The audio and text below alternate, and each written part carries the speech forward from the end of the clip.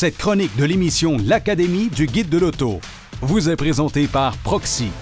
Arrivé sur le marché en cours d'année 2024, le Silverado EV voit sa gamme élargie à 6 versions pour 2025. 3 déclinaisons de la version Work Truck, qui est plus utilitaire, une version LT qu'on met à l'essai dans l'émission cette semaine, puis 2 versions RST de plus haute gamme. La version d'entrée de gamme est un modèle Work Truck à batterie de 170 kWh qui permet d'obtenir une autonomie de 454 km. Sinon, toutes les autres versions bénéficient d'une batterie de 205 kWh qui permet d'obtenir une autonomie variant de 628 à 792 km selon la configuration.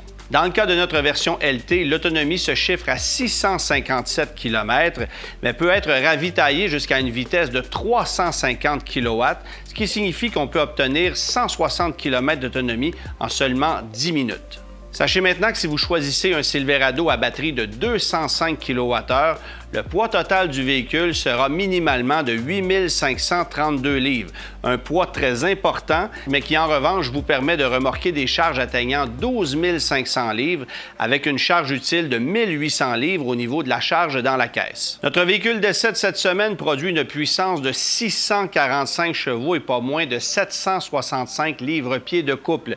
Imaginez à quel point une version RST 3SP peut performer puisque celle-ci propose 760 chevaux de puissance. Proposant sous son capot avant un volume de 303 litres, on peut également obtenir 1634 litres de volume utilitaire dans la benne arrière.